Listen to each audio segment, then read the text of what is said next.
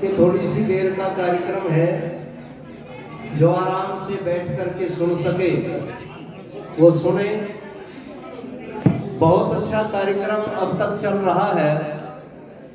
अभी आपने सम्माननीय बहन जी के द्वारा वो प्रदर्शन देखा, जिसको करने से नौजवान भी कतराते हैं। गले से सरिया मोड़ना हम अपने गुरुकुल के ब्रह्मचारियों के द्वारा तो ये प्रदर्शन देखा करते थे, लेकिन किसी गृहस्थी महिला के द्वारा, और वो भी 55 और 56 वर्ष की आयु के अंदर, ये जीवन में 59 वर्ष के इस राम निवास में भी पहली बार देखा है। बहुत बहुत शुभकामनाएं बहन जी को, बहुत बहुत बधाई है, धन्यवाद है।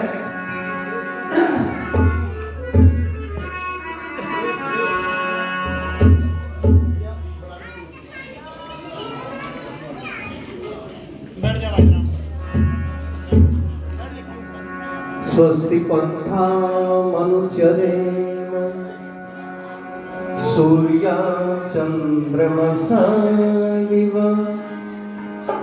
पुनर्दत्ता घनता जानता संग में मही। जो व्यथाएं प्रेरणा दे उन व्यथाओं को दुलारो, जूझ कर कठिनाइयों से रंग जीवन का निखार। वृक्ष कट कट कर बढ़ा है तो दीप बुझ बुझ कर जला है। मृत्यु से जीवन मिले तो आरती उसकी उतारो। परम पिता परमात्मा हे सकल जगत आधार, हम सब मिलके करते हैं प्रभु जी नमस्कार हरिनाम। आइए चंद पंक्तियां प्रभु को याद करते हुए।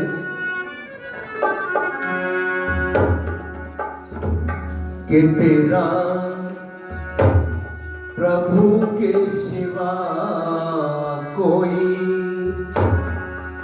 और नहीं, प्रभु के सिवा कोई और नहीं है। उससे बड़ी कोई ठोर नहीं,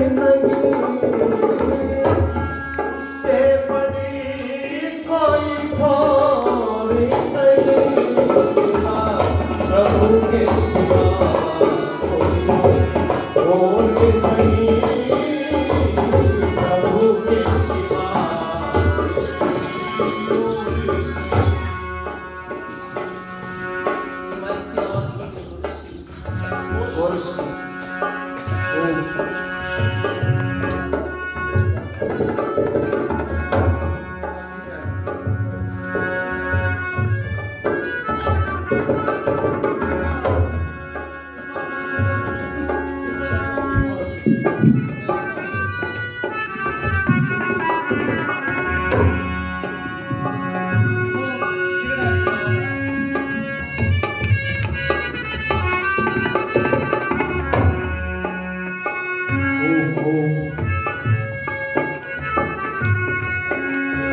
है उससे बड़ी कोई ठोर नहीं, प्रभु के सिवा और नहीं, प्रभु के सिवा कोई और नहीं। वही माता पिता, वही बंधु सखा, वही माता पिता, वही बंधु सखा। उससे सुंदर ना जग में कोई दूजा पता, हमसे सुंदर ना जग में कोई दूजा पता, वहाँ चलता किसी का जोड़े नहीं तेरा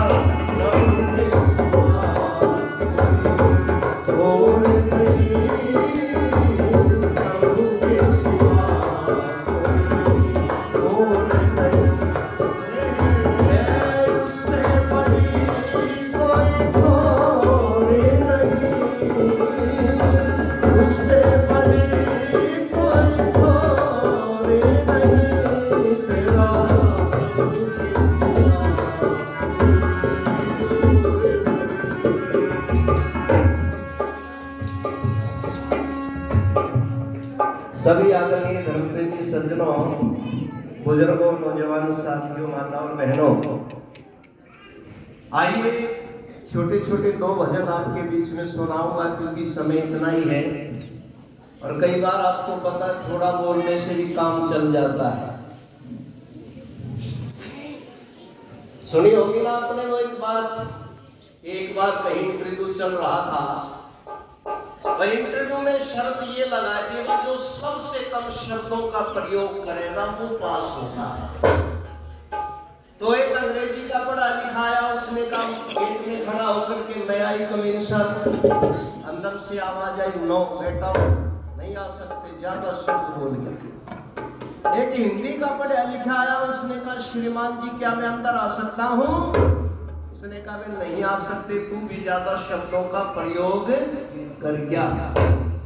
एक पंजाबी का पढ़ा लिखा आया, उसने कहा असी अंदर आ सकते हम? बोले तुसी भी नहीं आ सकते, ज्यादा बोल गया। एक कपड़ा कभी देहात का गांव का ठेठ देहाती गेट में खड़ा होकर बोला बढ़ू, बोले आजा भाई तेरा नंबर पड़ा। तो इसलिए मैं बहुत थोड़ी सी बात, देखो कुछ लोगों ने ठप्पा लगा रखा रामनिवास के ऊपर में, रामनिवास तो देहाती भजनी है, हरियाणा का गांव का, और वो हरियाणा के गांव के लोगों का ही खाते हैं। जब उनके साथ बात करते हैं तो हरियाणवी में बोलते हैं, लेकिन जब हरियाणवी में कोई प्रचार करता है तो एक दो भाई में इथू उथू बोलने वाले है ना, वो कब रामनिवास तो हरियाणा का है, कति कति हूँ, जननी जन्मभूमि स्वर्गादपि दृश्यति। अपनी भाषा और अपनी धरती से प्यार करना चाहिए। मैंने कहा हरियाणा की भाषा दमदार है, थोड़ी अक्खड़ जरूर है, लेकिन हरियाणा की भाषा में बड़ा भारी मिठास है। लेकिन मैं निरीपुरी ये बात नहीं कहता कि भाई केवल हरियाणा की बात। आओ आज आपको मैं वेद मंत्र पर आधारित एक भजन सुना रहा हूं। बात ना करें ब्रह्मचारी बेटा, बात ना करो। वेद का मंत्र है और उस वेद मंत्र में जो भजन है उसमें प्रश्न किया गया है।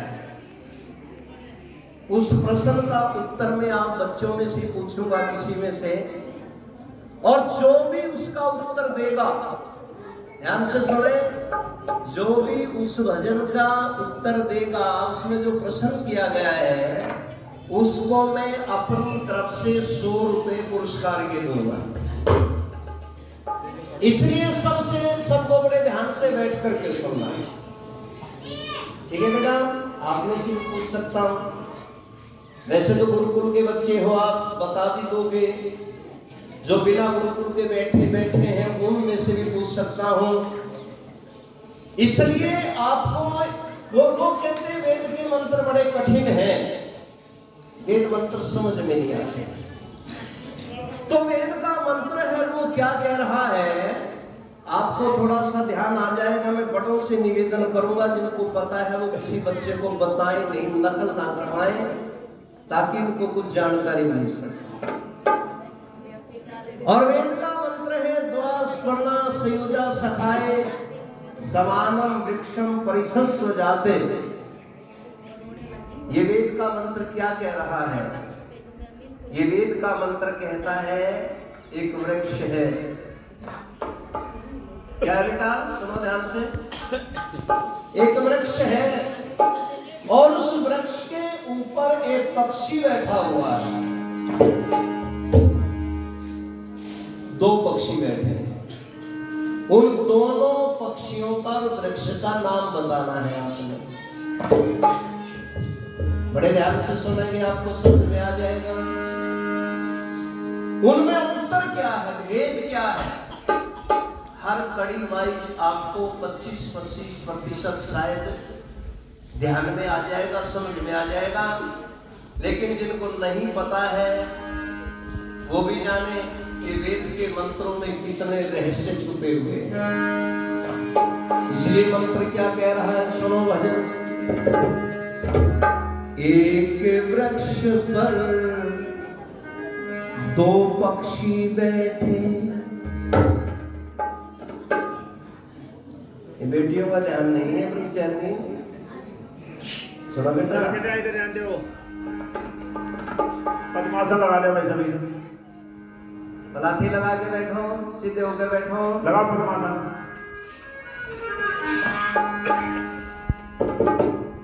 एक वृक्ष पर दो पक्षी बैठे, बिल्कुल पास पास में, पर बोले कुछ भी है ना। एक खा रहा है फल उसके, दूसरे को कुछ चाहना, बोलो चाहना, बोलो चाहना।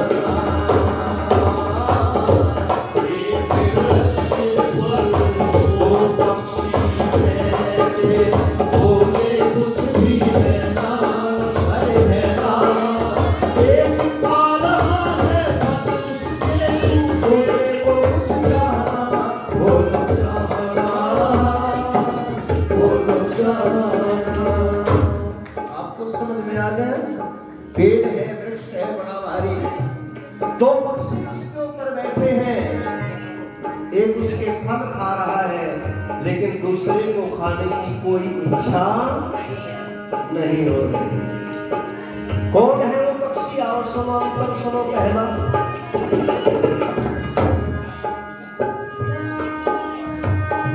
खाने वाला बिन फल खाए जीवन ना जी पाए।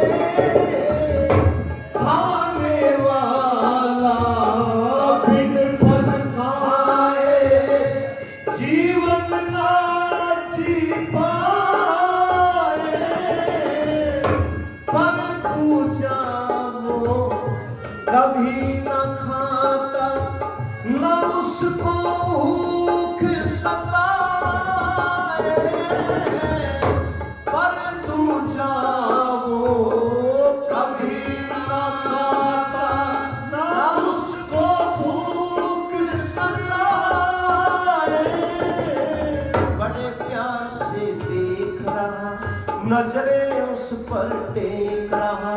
बड़े प्यार से देखा, नजरे उस पर टेका। और देखने वाला कैसा है? एक नहीं दो चार नहीं लाखों है उसके नैना। बोलो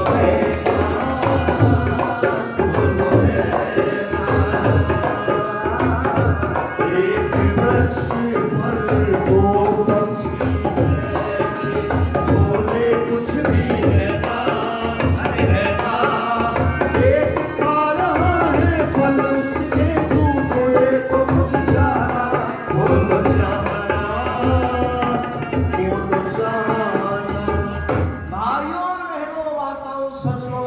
पक्षी तो ऐसा बैठा हुआ है जो उस फल के, उस पेड़ के, वृक्ष के फल खाए बिना जिंदा नहीं रह सकता, मर जाएगा यदि फल नहीं खाएगा। अच्छा भाई, हमारे आदरणीय आचार्य जी अपने विनोद भ्राता जी बलजीत जी संचालक महोदय 100 रुपए दे रहे हैं खुश होकर के, बहुत बहुत धन्यवाद। तो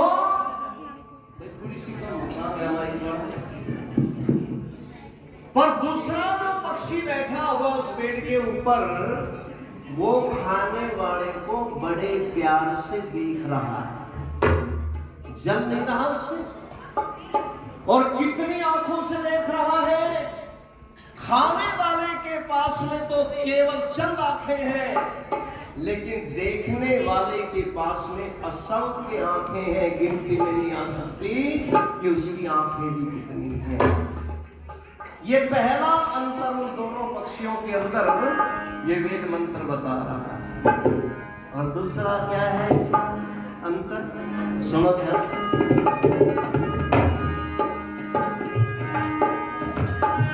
एक है भुक्ता, एक भोगता, दोनों में अंतर भारी।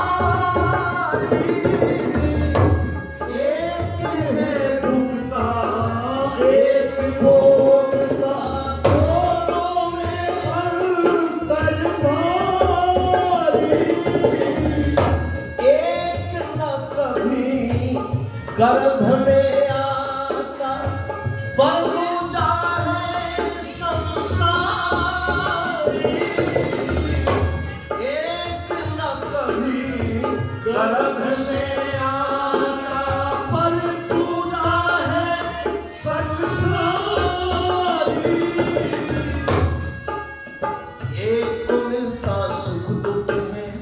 दूजा देखे एक को मिलता सब कुछ है, दूजा देखे खा करके बीमार पड़े ना, ये भी ध्यान रखता है खाने वाले। खा करके बीमार पड़े संकेत करे बिन पैदा बोलो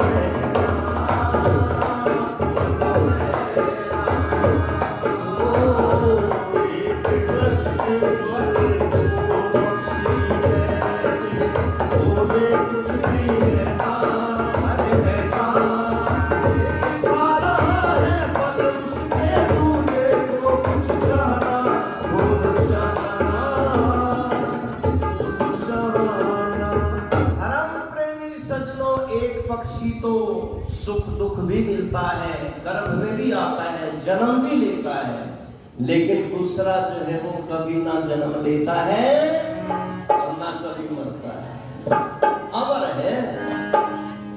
इतना अंतर। और कमाल की बात यह है, संकेत कर रहा है बगैर उसके पास मुख नहीं है, लेकिन फिर भी कहता है भाई ध्यान से खाना इन वृक्षों के फलों को, ये इतने मीठे हैं।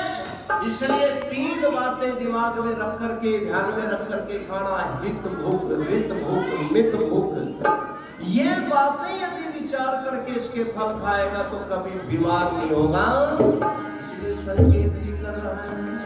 और तीसरा अंतर और क्या है,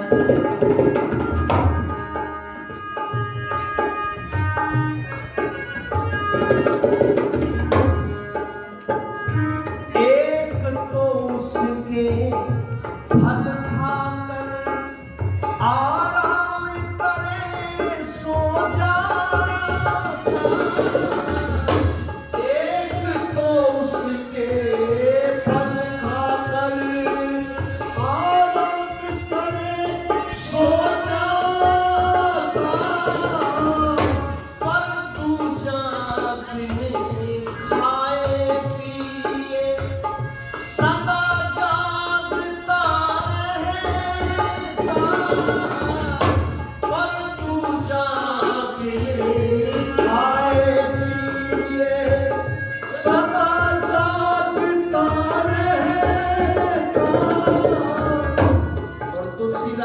शब्दों में कह दूं और भी समझ में आ जाएगा। बिन पैरों के चलता है, बिन कानों के सुनता है, बिन पैरों के चलता है, बिन कानों के सुनता है। कर बिन कर्म करत है निरंतर, वो तो बिन और रहना बोलो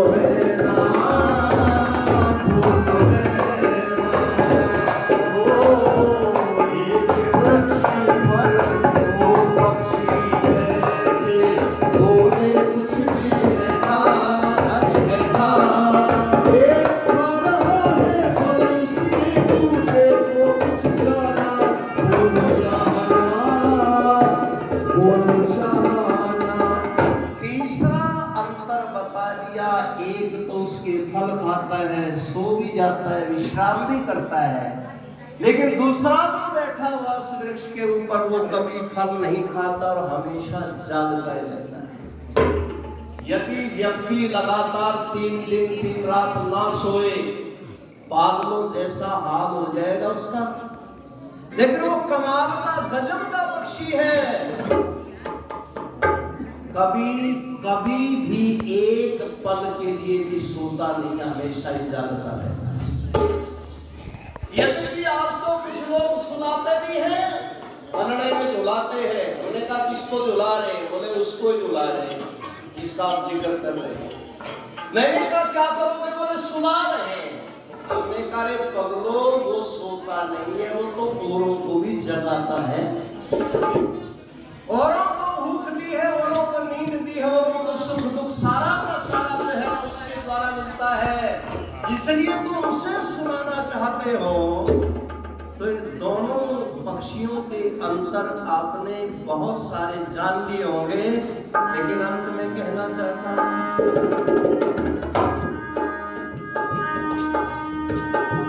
वह दो पक्षी कौन है उनके नाम यदि बतलाए, वह दो पक्षी कौन है उनके नाम यदि बतलाए, वेद शास्त्र उपनिषदों पढ़ जानी मनुष्य बनाए, पुराणों में उलझन 18 पुराणों को पढ़ने वाला नहीं बता सकता, कुरान और बाइबल को पढ़ने वाला नहीं बता सकता। इन दोनों पक्षियों को उलझ जाएंगे, वहां इनका जिक्र ही नहीं है, बता ही नहीं रखा। कौन बताएगा? पुराणों में उलझन नहीं जान पाते वह जन, पुराणों में उलझन नहीं जान पाते वह जन। और अगर बहुत जल्दी बताना चाहते हो, ध्यान में लाना चाहते हो, राम निवास सत्यार्थ पढ़ ऋषि दयानंद का कहना, बोलो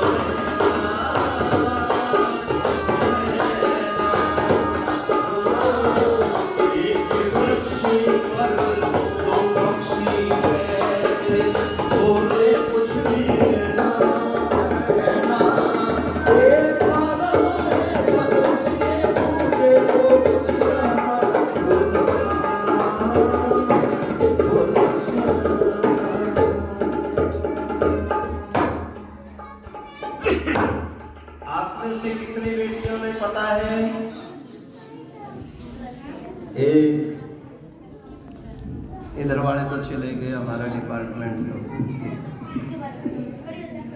एक बेटी ने हाथ उठाया, देखो क्योंकि 100 रुपए मैंने पुरस्कार में देने थे और ये 100 रुपए भी मैंने अपने पास से नहीं देने पड़ेंगे।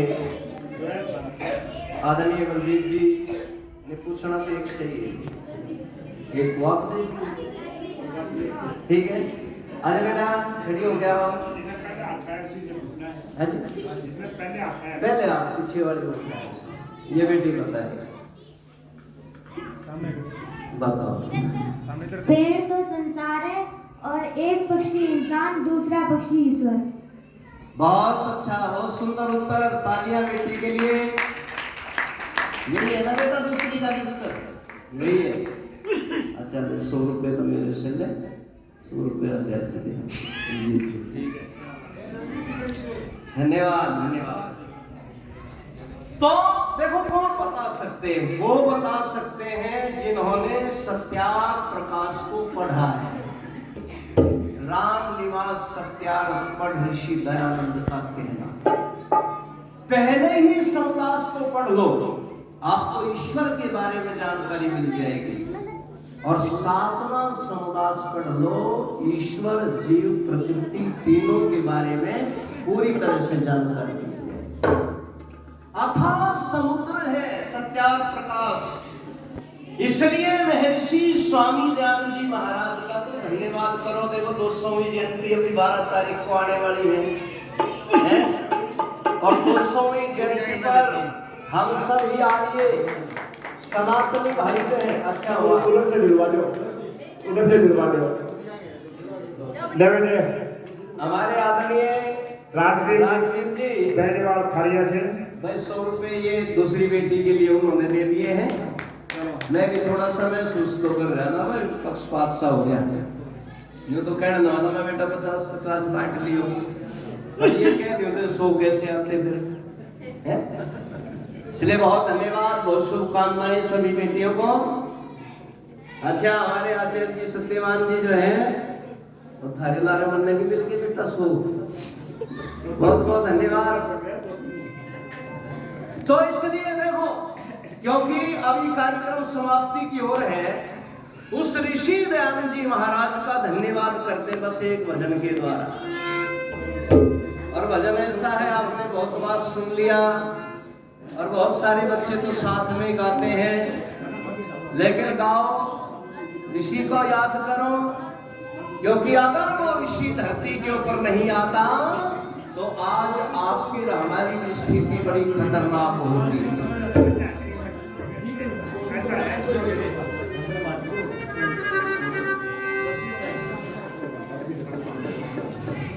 देखो सबको जाने की जल्दी है, लेकिन मैं आपको बताऊं जैसा मैं आप सबसे दूर जाने वालों में से, आप तो यहीं आसपास में जाएंगे। अच्छा बिल्कुल वो देखना पड़ता है। धन्यवाद आपका। तो आओ एक भजन सुनाया एक बार सभी दोहरा ले। देश हमारे दयानंद आज्ञा, भाग्य भारत का जग्या, भाग्य अंधेरा हो ज्ञान। देश हमारे दयानंद आज्ञा, भाग्य भारत का जग्या, भाग्य अंधेरा हो ज्ञान। संध्या मनोहर लाके भारे देश में, पाखंडी सब रोड लाके भारे देश में। संध्या मनोहर लाके भारे देश में, पाखंडी सब रोड लाके भारे देश में।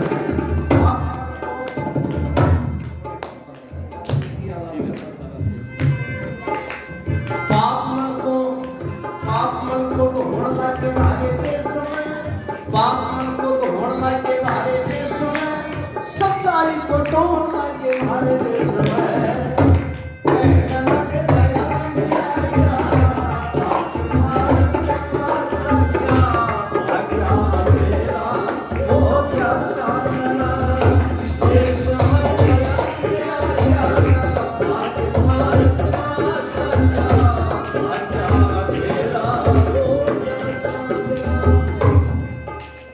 हृदय के मुरझाए फूल खेलते खिलेंगे ऋषि के आने से।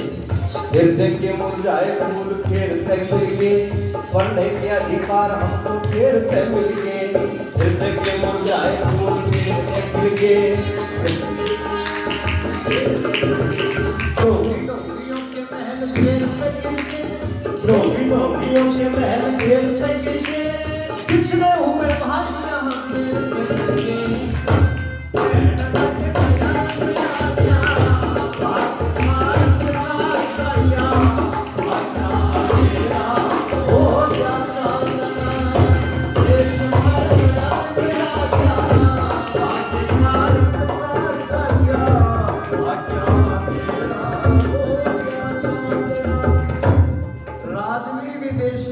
हम भारत वालों को ब्लैक डॉग कहते थे, विदेशी ब्लैक मैंने काला, डॉग मैंने काला कुत्ता कह करके बोला जाता था अंग्रेजों के द्वारा। हम इतने दीनहीन स्थिति में थे, बोल नहीं सकते थे, लेकिन ऋषि के आने से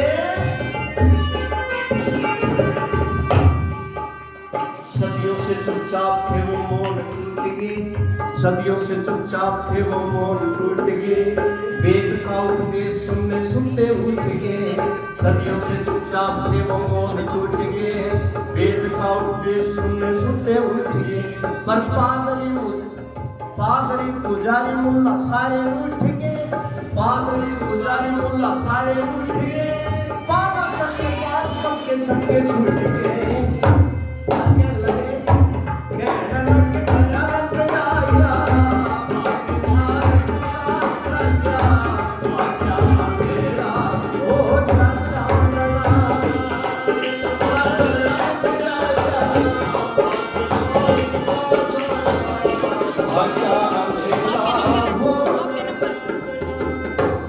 और मेरी बहनों को, बेटियों को, माताओं को तो पैर की जूती कहा जाता था। वेद के मंत्र नहीं बोलने देते थे, सुनने देते थे।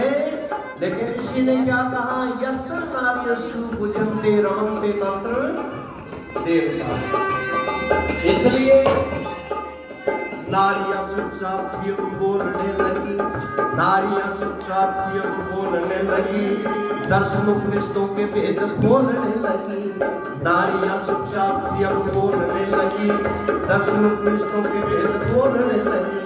झूठ सच को, झूठ सच को, झूठ सच को सही सही तोलने लगी, झूठ सच को सही सही तोलने लगी। और क्या दुआ करिए बहन जी के लिए? बहन जी कांता जी, आज महिलाएं कितनी आगे चली गई ऋषि की कृपा से। झूठ सच को सही सही तोलने लगी, झूठ सच को सही सही तोलने लगी, गले से ये सरिया मोड़ने लगी।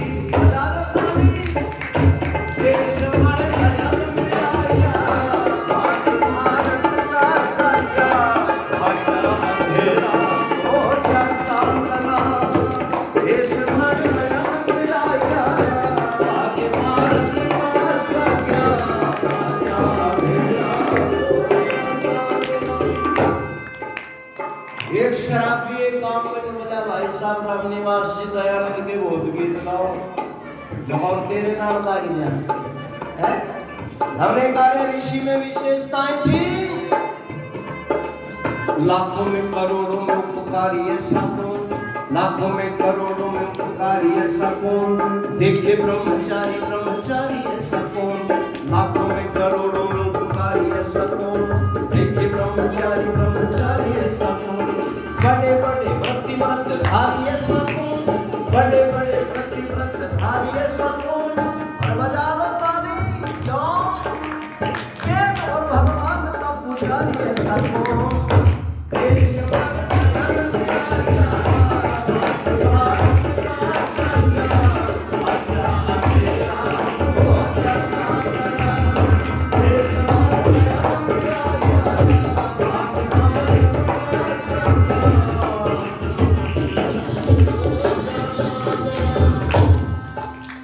कहाँ तक की नाव कोई ठोर नहीं है, कहाँ तक की नाव कोई ठोर नहीं है, उसकी साधना का कोई छोर नहीं है। कहाँ तक की नाव कोई ठोर नहीं है, उसकी साधना का कोई छोर नहीं है।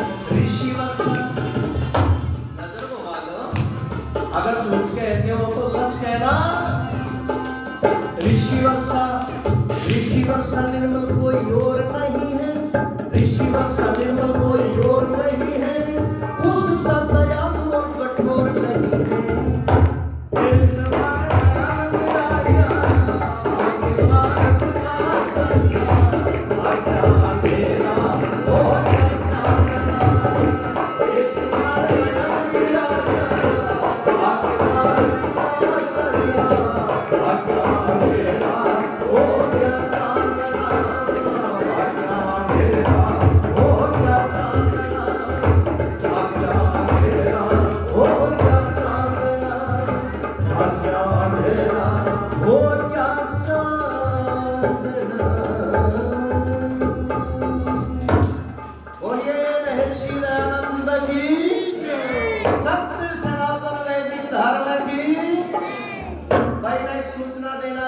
देखो आजकल ये जो काली चाय हम पीते हैं ना, ये शरीर के लिए हर प्रकार से हानिकारक है।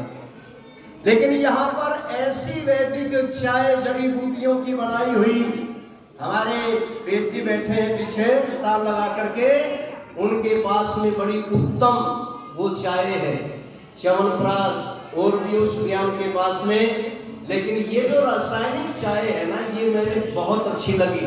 मैं खुद इसे पीता हूँ, इसलिए आप जरूर लेकर के जाना। गुरुकुल झज्जर का च्यवनप्राश है, वल्कामृत आदि जो भी उस ध्यान के पास में एक से कीमती है, अनमोल है, तो आप अवश्य जो है वो लेकर के जाइए। और धन्यवाद। देखो 2 दिन इस कार्यक्रम के अंदर बहुत अच्छा लगा, बड़ा मन लगा। अपना गुरुकुल है, महात्मा महेंद्र सिंह जी जो हमारे बीच में शारीरिक रूप से नहीं है, लेकिन वो हमारे को जीवन में पुत्र की तरह स्नेह करते थे। बड़ा आशीर्वाद, बड़ा प्यार उनका मिलता रहता था। मैं छोटा सा था, मुझे लेकर के मेरी भजन पार्टी गांव-गांव में, कभी खारिया, कभी डोभी, कभी बाणसमंद, कभी बुढ़ा, कभी और ऐसे घूमते थे प्रचार करवाते हुए।